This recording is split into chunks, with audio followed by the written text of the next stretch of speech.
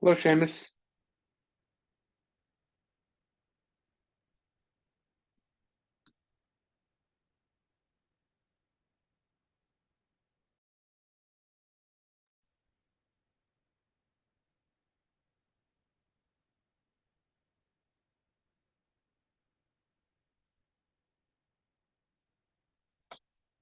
Hi, Jennifer.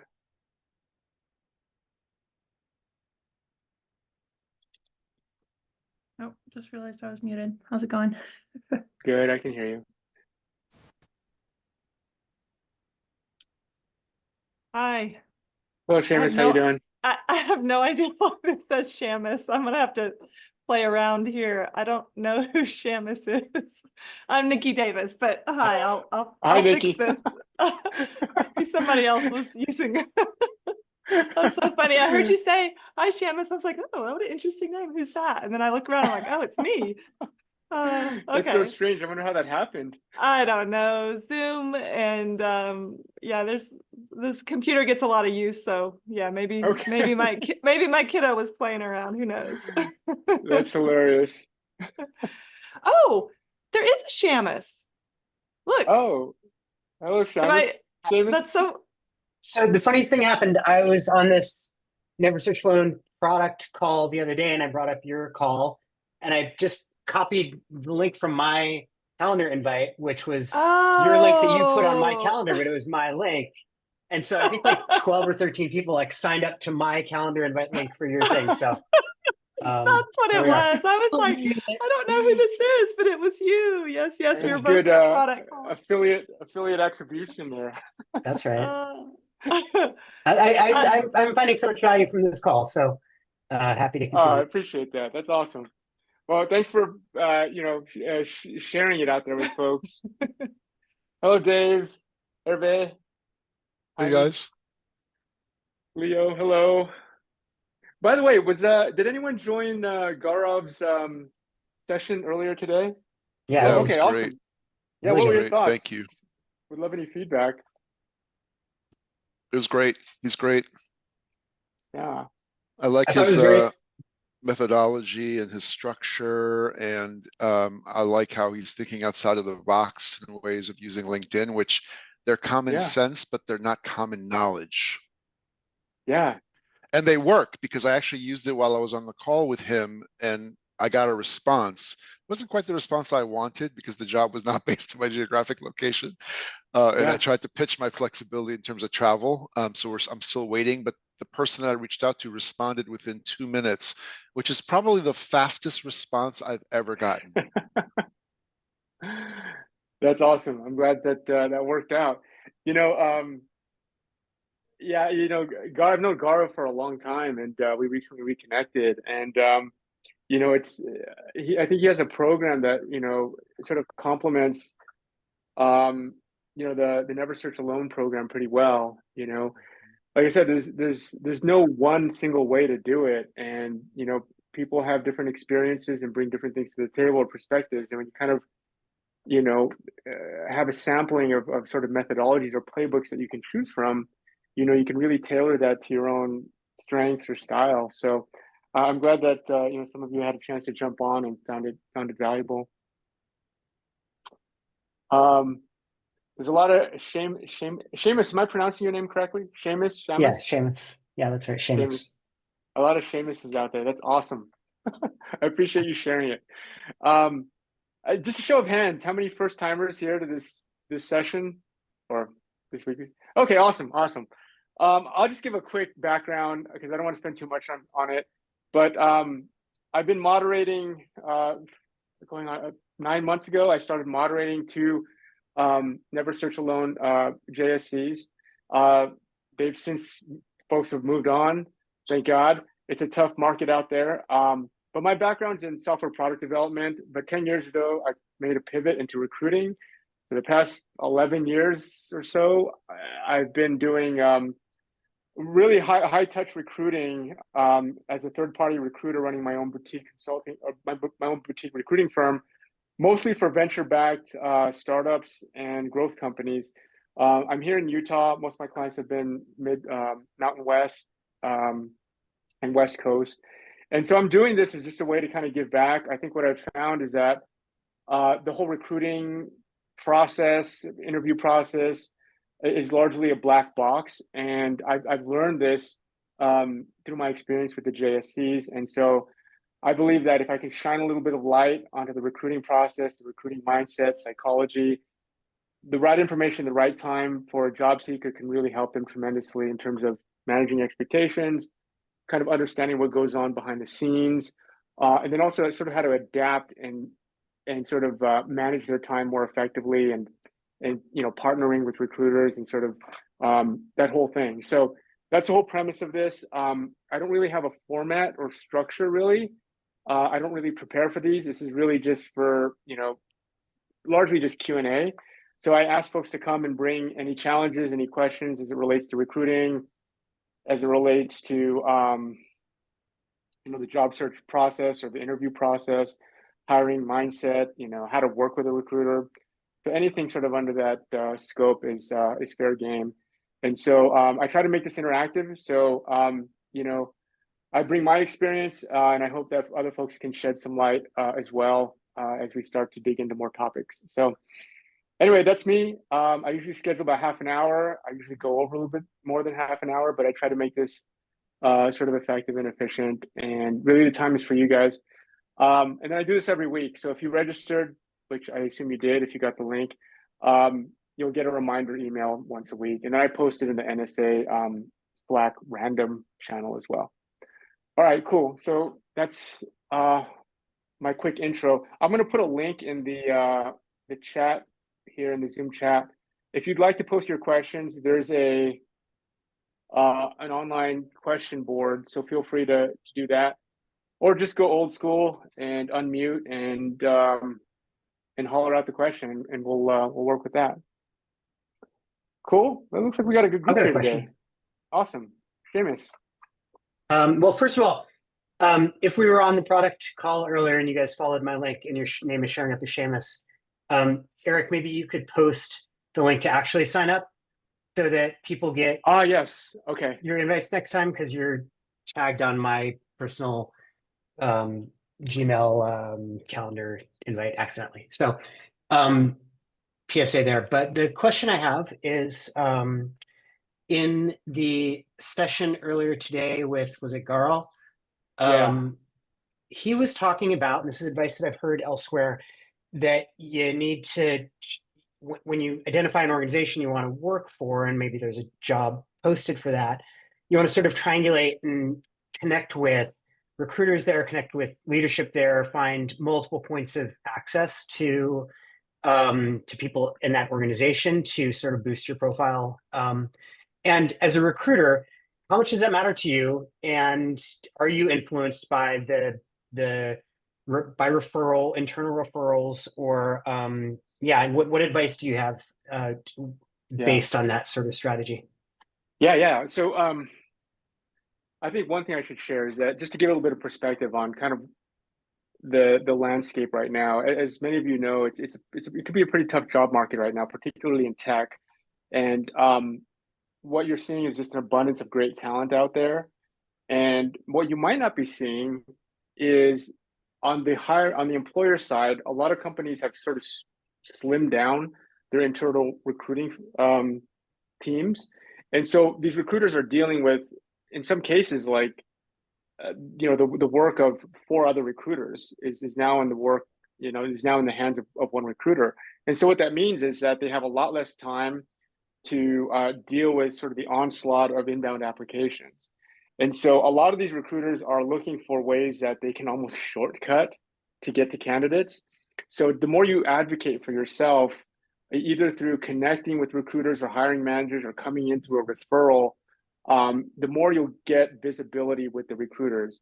So just to give you some examples, like, in a typical market where there's more of a balance between where there's not sort of an overabundance of talent out there, what you'll see is like typically an internal recruiter can handle, maybe 5 to 10 requisitions, so job requisitions, job openings.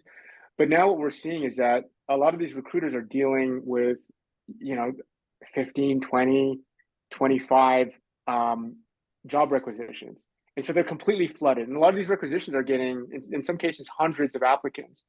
And so, and also I don't want to overstate or maybe understate an ATS's capabilities, because they're still coming up to speed in terms of being more helpful to recruiters to help them sort of sift and sort inbound.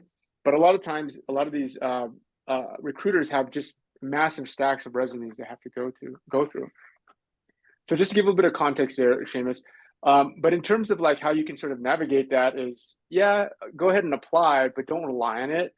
To Gaurav's point, you have to go through the side door and back door. And so a lot of those things have to do with, identifying and connecting with the recruiter or the hiring manager or somebody that that works at that company, and seeing if they can put in, sort of send an email or somehow get your name sort of top of mind with the recruiter or the hiring manager. And that'll sort of kind of help you put you at the front of the line. Does that help, Seamus? Yeah, for sure. And there's techniques to do that, right? Like how do you connect with a recruiter? Well, recruiters are on LinkedIn all the time. They tend to be. And so engage with their content, comment on their posts, comment insightfully. Don't just have a generic comment. And then you can start to connect with some of these folks. So you're shortcutting it, and you're sort of avoiding you're not relying on the front door, and you're kind of building your own channel through the side and back door. I have kind of like a tag along question there. Yeah, Jennifer. As you're connecting and building relationships with recruiters, are you also letting them know, by the way, I applied for position X? Because if they're dealing with hundreds of applications coming in for a certain position, the odds of them noticing your name might not be super high, right? Yeah, so what I would do is build a mini relationship with the recruiter through exchange or conversation through LinkedIn, right? Find out who's recruiting for that company, or even if you can, find out if they're recruiting for your job. Find out what they're posting about, if they are posting, or find out what they're engaging with, if they are engaging online, and write a comment, right? Write a comment, write a question, write something thought-provoking. If they're writing about something that's of interest to you, or maybe that you are creating content around, you can even tag them on your content, right? So it's a way to kind of get in front of them. I wouldn't just sort of lead with, hey, Eric, I applied for this job. Can you hook me up? Because I would do a little bit more subtly in terms of like developing a relationship, and then sending out a LinkedIn connection request with some thoughtful, something thoughtful. And then, I mean, yeah, people do that to me and it gets on my radar, right? And so once you get on their radar, here's the thing, like recruiters want to find the right person, right? So if you can make it easier for them, then you're helping them. So that helps, Jennifer. Can I ask a follow-up question for that? Yeah. So in my understanding, there are kind of broadly two types of recruiters, right? Those are who are internal, and those who are hired by company, probably more like for senior roles, or maybe not, depending to, and they're kind of work for an agency or for themselves. In the current environment, am I right to assume that those who are internal are mostly just like sifting through like whatever hundreds of if they post hundreds of incoming applications, and less likely to kind of like proactively look for talent, for a certain position, and those who are external are more likely to reach out to candidates themselves? Or is that like a wrong assumption? Yeah. Generally. Yeah, so to kind of summarize your question, if I'm understanding it, there's two kinds of recruiters, generally speaking: internal recruiters and external recruiters. Internal recruiters work for the company and solely for the company that they're hiring for. External recruiters, also called headhunters or agency recruiters, they are working for an agency or a firm that may be doing work for any number of clients, right? And so there's different incentive structures for each of those kinds of recruiters, right? And so I mean, just to zero in on your question has to do with, you know, the difference between sort of managing or qualifying inbound, like applicants, versus what we call sourcing, which is like outbound. So outbound, so recruiters, whether internal or external, they can do inbound or outbound. So outbound is like, okay, I'm a recruiter. I need to find or build a pipeline for my job requisition. I'll go to LinkedIn and I'll start sourcing, which means I'm looking for candidates that or prospective candidates that meet certain qualifications that I know that the team is looking for. And so when I find, you know, I'll build a list of people that I think are the right fit, and then I'll reach out to them, right? And so many of you have probably had recruiters reach out to you. That's what they're doing. They're sourcing, right? And then the folks that are managing inbound, they're basically sifting through the inbound applications, and they're trying to look at that stack of applicants and resumes, and they're trying to find folks that, you know, that fit the job description. Both kinds of recruiters, internal or external, they do both. They do both outbound sourcing and inbound sort of qualification or vetting, right? So I guess to your question, not all recruiters do outbound and not all recruiters rely on inbound. And it kind of depends on sort of what the balance is of the talent market. So for example, in a highly specialized, hard to find role, you might post a job description as a recruiter, but you'll never get any applicants because it's so specialized. And the talent that does exist, they're not looking for a new job, right? So so in that case, the recruiter will have to do sourcing. They'll have to source from people that are gainfully employed, and how they approach those candidates are very different, right? They're almost like courting them in the same way you might court a recruiter in a job market right now, right? Where there's an abundance of great talent, but maybe there's a shortage of positions, right? And so that recruiter would have to go outbound. So right now, like I said, there's an abundance of great talent. So in many ways, you have to be sort of your own recruiter, and you have to go and sort of build these relationships with folks. You have to sort of source your own positions. And there's a lot of positions out there that, well, there's obviously a lot of positions out there that are posted, but there's also a subset of positions that are not yet posted. And if you can get to those sooner, right, you'll be in a better position. And ways to get to that, and I know I'm kind of going off topic here a little bit, but ways to get to those positions sooner is to sort of build those relationships with people that have sort of purview when those positions are coming up, right? And so if you hypothetically, if you want to go be a product manager for some company, you know, have those target companies in mind. And if you know people that work at that company, right, they could be sort of your, hey, Eric, there's a position here that's coming up, you know, because what ends up happening before a position is posted, there's a whole sort of life cycle that happens, right? Budget needs to be allocated. The hiring manager needs to be aware.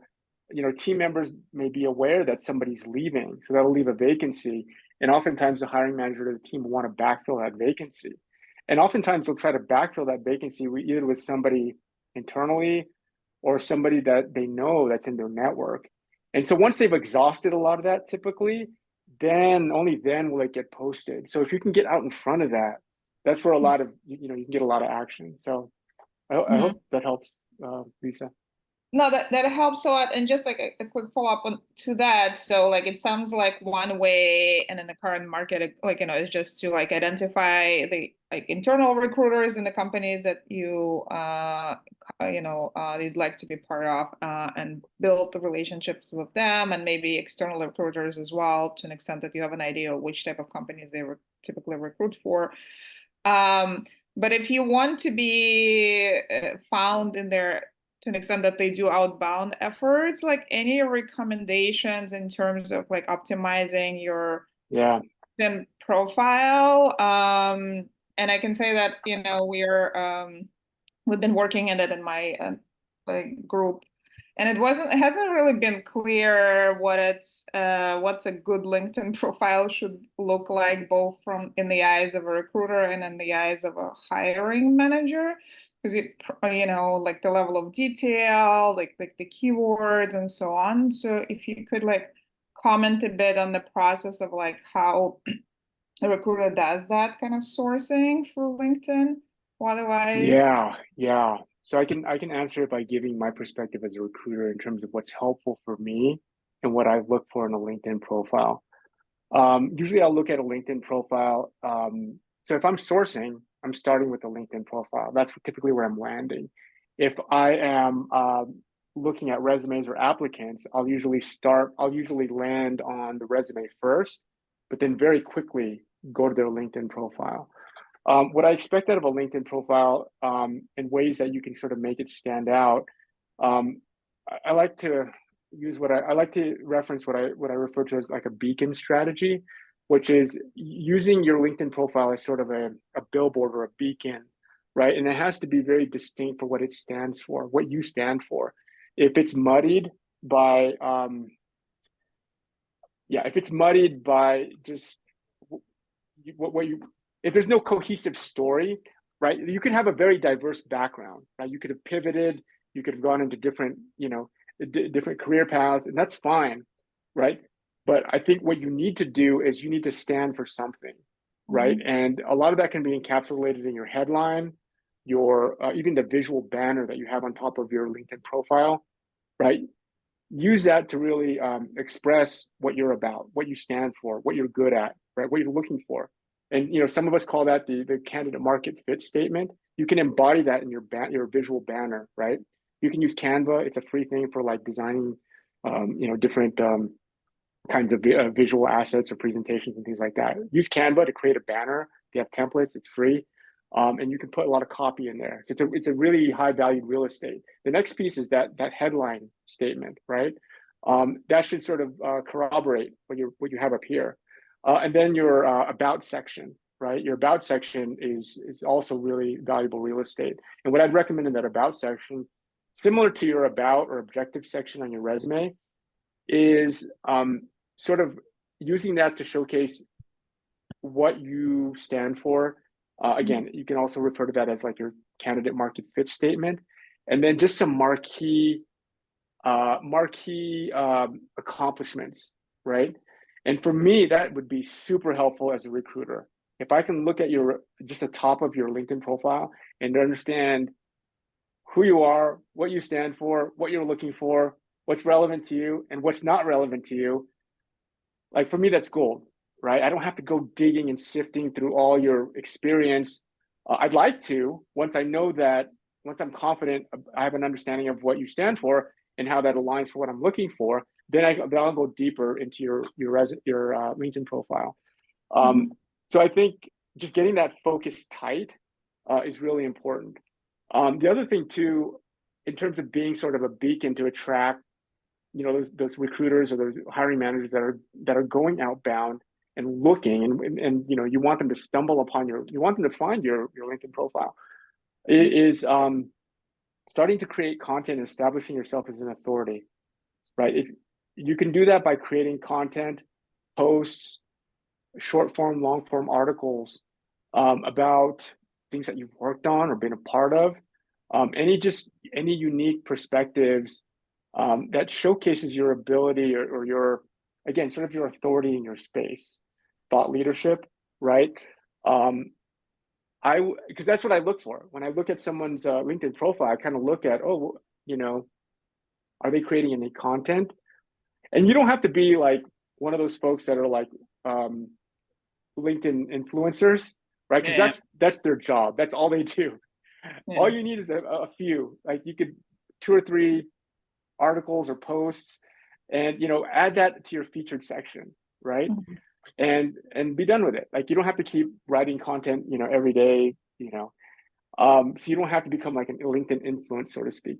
But there is an element of being sort of a mini influencer, and so what else did I want to say on this? And then I think that captures most of it, Lisa. And I noticed some folks put some questions here on the job board. So let me take a peek at that. With all the layoffs and tech flooding the market with internal candidates, how can I get the attention of recruiters? Yeah, so we kind of touched on that a little bit, right? There's different strategies. I think one of the main strategies for getting, for example, my attention would be through LinkedIn, because that's where a lot of recruiters and hiring managers spend their time. Of the coaches or programs and processes that you've seen that have helped job seekers, which do you think are solid offerings and why? So I think the NSA is solid. I think Garov's is solid. I don't think there's any one silver bullet. Like I mentioned at the beginning of this call, there's different coaches, different programs and processes out there. There's no one way to do it. But if you sample from at least two, you can kind of get some perspective on how different methodology or different folks approach the job search process. And you can kind of like adapt it to sort of suit your own style, right? And your own strengths. How would you evaluate people with advanced degrees, in particular, those looking for work outside their field of expertise? What should they emphasize, and how can they address concerns about being too expensive? So I'll give you my view as a recruiter, because I haven't hired for too many roles that require sort of an advanced like PhD level degree. My perception of someone with that kind of degree is that they're able to go very deep in a very narrow space and think very deeply about problems in that space. And so that's kind of how for better or for worse, that's how I stereotype, I guess, folks with advanced degrees.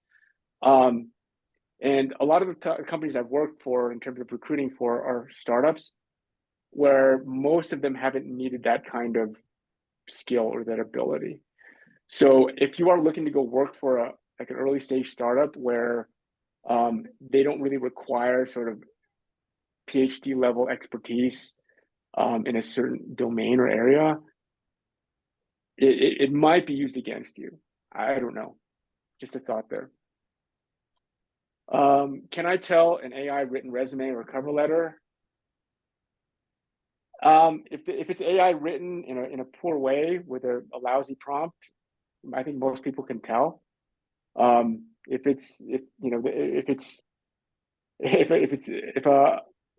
a sophisticated prompt is used, and the person is actually tweaking it, you can't really tell so much. I see positions I applied to remain unfilled. Why companies post these positions? Your guess is as good as mine, but there could be several reasons. One is they don't know what they're looking for. Two, they might be a larger company that sort of has attrition.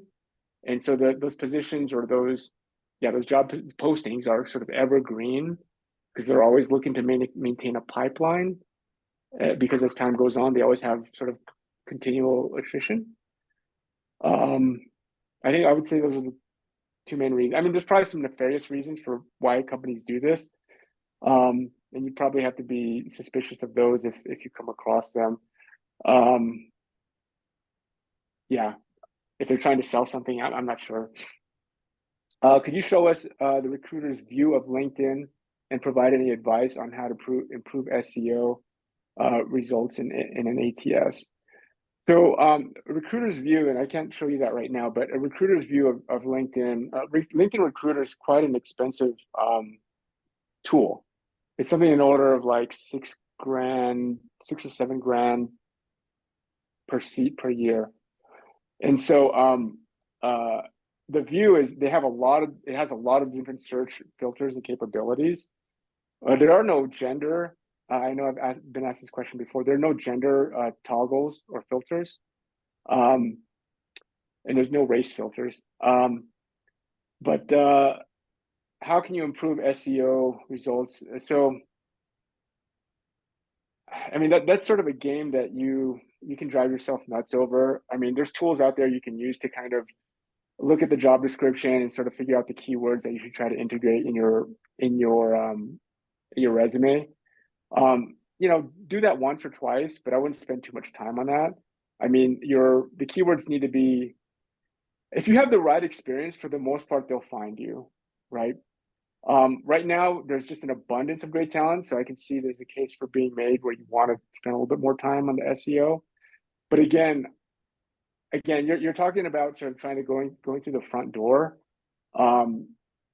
Yeah, you spend some time on that, but yeah, I would spend more time networking and trying to build your own channels for the site and backdoor. Did I see another one just pop up here? Who put the?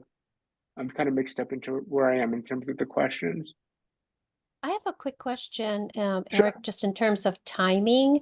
After Yeah. you've made, let's assume you've done all the work that you've just described and you've gotten into that first interview with the with the recruiter. What are your suggested steps in terms of, keeping in touch and following up if, if they haven't reached back out to you in a week or two, but they've said, yes, we're going to, go ahead and schedule you for the next interview. What do you recommend? What's a good length of time? I mean, obviously, maybe 3 days is a bit too short, but then going 3 weeks without reaching back out may be, not advantageous. So what do you Yeah. recommend? I guess my first response to that is definitely follow up. Don't assume that if you haven't heard from them that they're not interested. So definitely follow up. Then the question is, how often do you follow up? When do you follow up? How often do you follow up? And that's one thing that, if you get on a call with a recruiter, you can ask them, when should I follow up? Okay. And so definitely ask them because, but generally speaking, if you don't have a clear answer to that, it's almost like a drip campaign where you want to back off sort of exponentially. So you talk to them on day one. I would respond after you get off the call with them. I would send a follow-up email day one, right? Thanking them for their time, maybe making some reference to a follow-up item, or if there's any way you can add value, right, to the recruiter or to them personally, I would do that. And then I would follow up, if there's no agreed upon time, following up within 3 to 4 days is not a big deal. And then just backing it off, right? If you still haven't heard, maybe follow up in another 5 days, 7 days, 7 days, 7 days, Okay. 7 days, right? Something like that. What you don't want to have happen is if you haven't heard from them, it's probably because they don't have any next steps for you, or they don't have next steps yet, right? A lot of times, recruiters are waiting internally on their hiring manager, on finance to approve budget, on other candidates. The recruiter generally likes to build a funnel, and they like to work cohorts through that funnel, right? So you might be at the lead of a cohort. So if you're at the lead of the cohort, they might be waiting for other folks in that cohort to kind of catch up. Gotcha. So that might be happening, right? And so Yeah, they might that not makes have sense. anything. Yeah, they might not have anything for you yet. So, yeah. So follow up. Always follow up. Don't assume that because you haven't heard anything that they're not interested. There is a time where if you haven't heard from them, that they're probably not interested, and you have to sort of make that judgment call on your own, right? But at least initially, if you're not, I would at least follow up 3 times, maybe 4 times, and if you haven't heard, then really back it off. Yeah.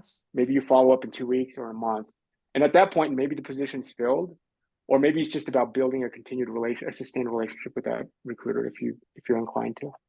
Okay, perfect. Thank you so much. Yeah, you're welcome.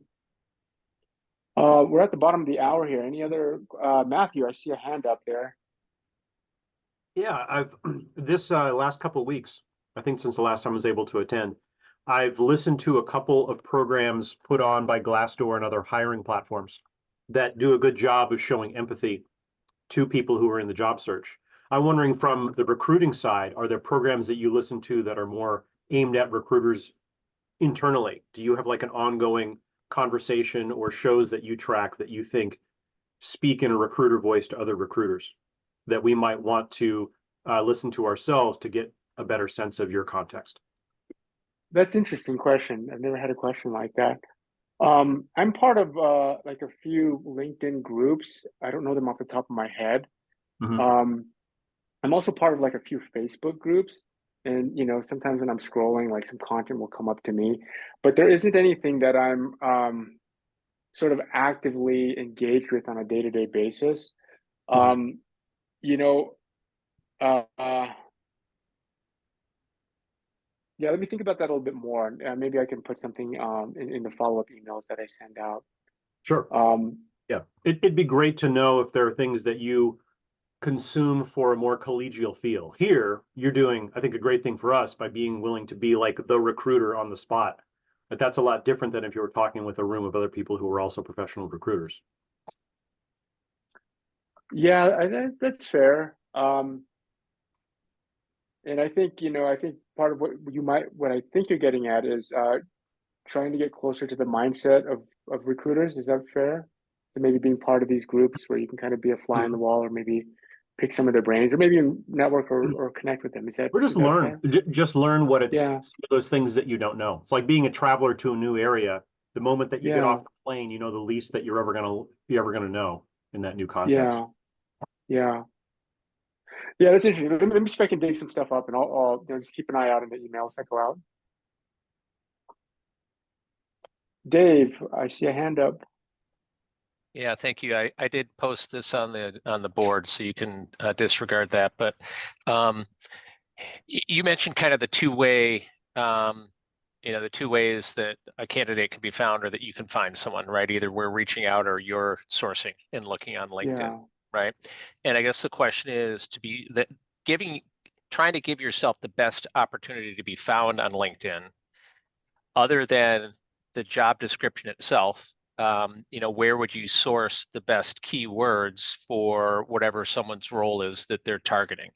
Because if you're using the position description, you may potentially be changing your LinkedIn for every role, right? So yeah. I mean, what you can do is you can sample a number of different job postings for the kind of role that you're going after.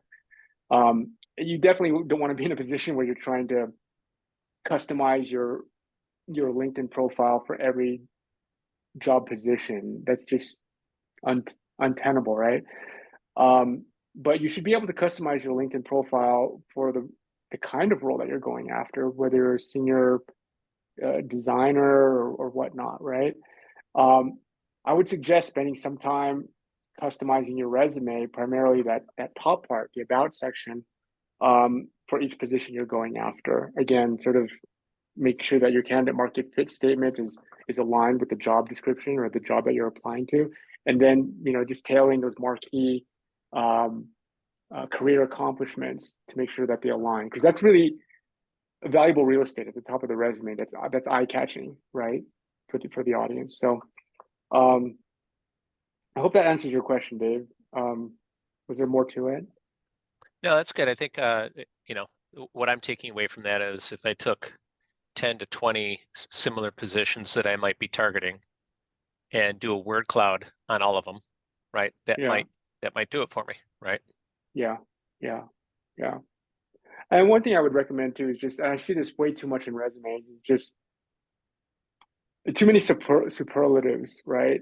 Um, it makes, I mean, as somebody that's writing it, you might sound like it's compelling, but as a reader, it's kind of distracting. And a lot of recruiters will tune it out if they start seeing it on your resume, and it just makes it harder for them to get to the truth. And the truth is what's measurable, what's factual, what is objective, right? If you're using too many superlatives, it creates a layer of Can you obfuscation. give It just us makes it harder. Yeah. can you give us an example, Eric, of what you mean by too many superlatives? I'm not sure I understand what I that am would a look I am like. a high performing dynamic product manager who solved world class problems. Gotcha. Okay. No idea what that means, right? Yeah. Okay. It's not Yeah. objective, it's not concrete, it's completely abstract. Too many superlatives, like too many adjectives, too many adverbs, right? It's Yep. just, yeah. Better yet is quantify it, right? Quantify it based on, comparison to peers, based on how you performed last year, based on what you're capable of delivering in terms of volume or throughput. Having some sort of way to quantify your accomplishments and what you've done is much more much more factual, much more concrete, right? Timothy? Yeah, so this might be very specific to me, I guess, but Yeah. I was recently laid off, and I'm kind of debating whether to indicate that in LinkedIn, just because I know during the early days of the pandemic with the mass layoffs and everything, then it didn't seem to be as big of a deal, but I don't know if that's still the case and if I'm putting myself more at risk for indicating that on my profile. I'll tell you, I'll start by telling you what I see. Mhm. I get approached by a lot of job seekers that, they need help. And I look at the LinkedIn profile and it still says, from 2001 to present, right? And so they haven't indicated that they're not working there anymore. Mm. And this is sort of your own, sort of a moral judgment you have to make on your own. But that's typically what I see, is that they haven't updated the resume to indicate that they're no longer working there. Now, if for a few months, probably not a big deal, but if it's going on like 6, 7, 8, 9 months, you might want to indicate that you've moved on to something else, right? And so if you're just a few weeks or a few months out, I wouldn't lead with, "Hey, I just got laid off," or "I was laid off," right? You might you might just leave it as it is, present. Again, that's a judgment call that you have to make, a personal decision you have to make. But that's a lot. I see that it's very common. I see that, that somebody on the LinkedIn profile still indicates that they're working there. Meanwhile, when I'm on the phone with them, "Oh, I was let go like whatever 3 months ago." Okay, that's fine, right? But the other question too is like, okay, I mean, it'll come up. It'll probably come up, right? And so if it's been a meaningful amount of time between when you were let go and when you were, when you started looking for your next position, what I'd like to see as a recruiter is, how you're making good use of that time, right? And whether that's working on pro bono projects, getting involved with volunteer work, even just spending time with your family or going on some sort of personal sabbatical where you've sort of gone through, where you can describe it like you would a job, like a work experience, right? Sort of the star or car method, like the context or the challenge, the action, the result, the learning. That's, you can apply that to your professional experience, but you could also probably apply that to your personal experience. So if you're taking time off, you're doing pro bono projects, to the extent that you could speak confidently and intelligently about what you've done and how you've added value and what you've learned. That's what I would look for as a recruiter. And don't feel like any shame of being let go. It's tough right now. There's a lot of folks that are they've been let go, and it has nothing to do with their own ability to contribute or their performance to the company that they were working for. So don't say it in shame, like, "Oh, I was let go," like it was just time, right? And now it's created other opportunities for you to do whatever, pro bono work, or to consider your career, or to spend more time with your family, or whatever the case may be, right? And so because I see that a lot, when somebody comes to me and they're whatever, their self-esteem is kind of low, and they feel like they've was let go, and and not to fake like you're excited about that necessarily or happy about that, but at the same time, like, it doesn't define you, right? What defines us, right, is how we deal with things that are out of our control, right? So to the extent that you can showcase that, I think you'll be in good shape. That's helpful. Thank you. Sure. So I hope this helps you guys. I'm looking forward to seeing you guys on a weekly basis. Please come back. Bring your questions and stuff, and tell a friend. This is not only for people that are coming from the NSA community, but anyone that might be wanting to learn a little bit more about recruiting. If you're looking to transition in recruiting, it's a tough time to transition into recruiting, but you can certainly be your own recruiter, and that's what I'm trying to advocate for as a job seeker. So reach out if there's something I can help with, but other than that, I will see you next week. Thanks, Eric. Thank you all. Bye-bye. Thank you. Thank you.